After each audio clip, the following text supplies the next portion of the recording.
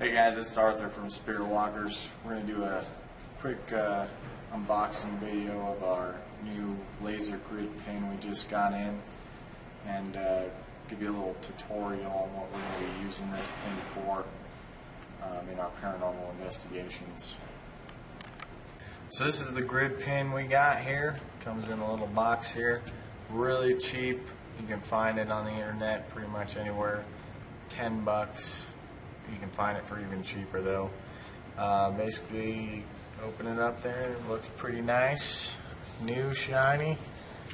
Got a little bit of weight to it. You get some batteries in there. Put these in there real quick. So what this pin is going to be used for is we're going to use it to try and detect shadows or potential apparitions coming through between point A, which will be the grid pin, and point B, which will be a grid that is on the wall. You have a bunch of different settings here that come with the grid pin. Right now you have one already on here that's just a standard box grid. You have a spiral grid, you have a circle grid, you have a rectangular box grid, and then you also have the, I guess you would call it the star grid, a little more concentrated beams but further apart. But for most investigations you're just going to use the standard one, which is just the box grid. Gives you the most lasers here, and we'll go ahead and give you a demonstration of each of these lasers right now. So it'll be dark for a second. Let me turn off the IR light. Right? So this is your basic box grid. You're going to have a box all the way across here. Of course, it's not going to be moving all crazy. You're going to be pretty stationary. Anytime something passes in front of the beam, you're going to notice that a shadow appears because the light is being blocked out from the grid pin to the wall or wherever you're positioning this. This one here, you got a rectangular grid there. As you can see, you got a little bit more area. Same basic concept here. You can see the shadows that pass between the pin and the point at which it's displaying. Depending on how you set it, you can get a lot of different effects to different things. Spread it out, concentrate it. Just depends on your environment, how you're wanting to actually use it, and how much space you actually have. Another one of these here is your circle grid. A lot more concentration here, so you can see little bits or little things that might come into play a lot easier. As you notice, when you get closer to the point of origin of the grid pin, it gets a lot bigger, and when you get away, you know, it appears about normal size when you're actually up against whatever the grid pin is reflecting off of. So this can kind of give you an idea of how close something actually is to the grid pin and where it's passing through, to help you, you know, further in your investigation if you actually do catch anything. And we got two more here. This is the more concentrated beam star. You're going to have a lot more area concentrated by a single beam, but I mean it still gives you the same basic dynamics here. You can still see the shadow in every aspect. And the last one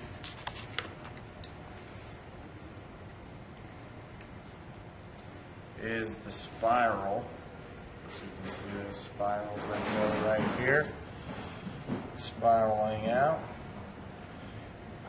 Just a different effect, a little more concentrated. You have a lot more lighter concentration, and instead of the thick, bright concentration like on there, you have the lighter concentration, which may or may not affect certain criteria when you're researching. After playing with this grid pin for a little bit, we noticed that if you actually turn the I keep turning it.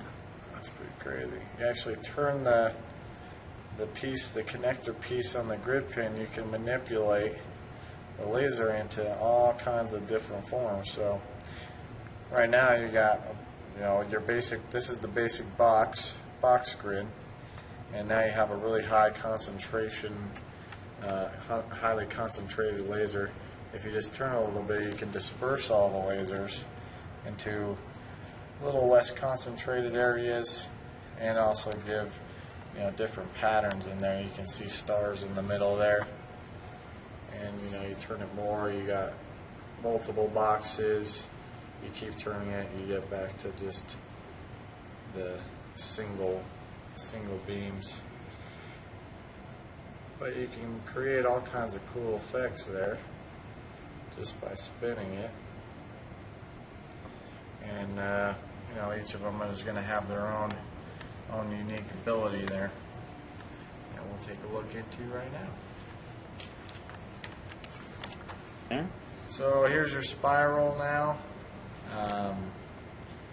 Again, it's going to have a different effect when you twist the spiral add-on to the grid pin here, and you're going to get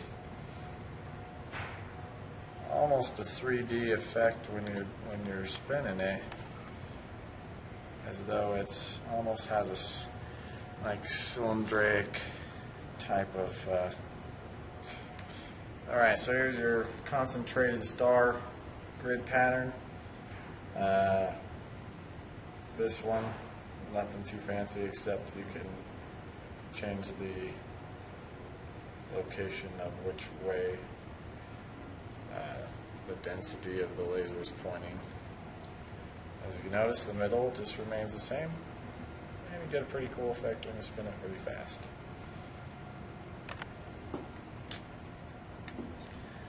Next one is our spherical or circle grid pattern here. When you spin this one, you get different spherical patterns in there. For the most part, it pretty much remains the same. As you notice, the dots tend to disperse and then come back together. So you can disperse it out there, or you can concentrate it there. And if you move it pretty fast, you get some cool circular patterns going there. Pretty trippy. And this one here is your rectangular grid, and the effect it has when you turn this one, it basically Lays down flat. changes to flat or spread out, and you kind of get a 3D effect when you're turning it there, as though the box is actually turning, the rectangular box there. Pretty cool looking stuff. But you have neat effect with this one, in the fact that you can just have basic lines going across with a lot more freedom in between, as opposed to something more highly concentrated like that.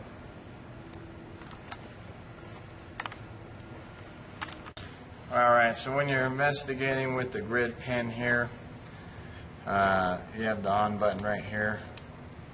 Turns it on. Obviously, you don't want to be holding it the whole time and walking around. So pretty easy to just take a piece of tape or something like that, rubber band even, just put the rubber band around there so it holds the button down for you, and then you can just set it and forget it. Let the IR cams pick up the rest. Thanks for checking out this tutorial video on our new laser grid pin. We'll be using this in our up and coming investigations. Make sure you check us out at spiritwalkersonline.com. We're going to have a bunch more tutorials and videos up here, so check them out. Also, get ready for our next webisode coming out, where we do some investigations with the grid pin and actually show you how it works in the setting of the paranormal and the effects that you can see while using the grid pin.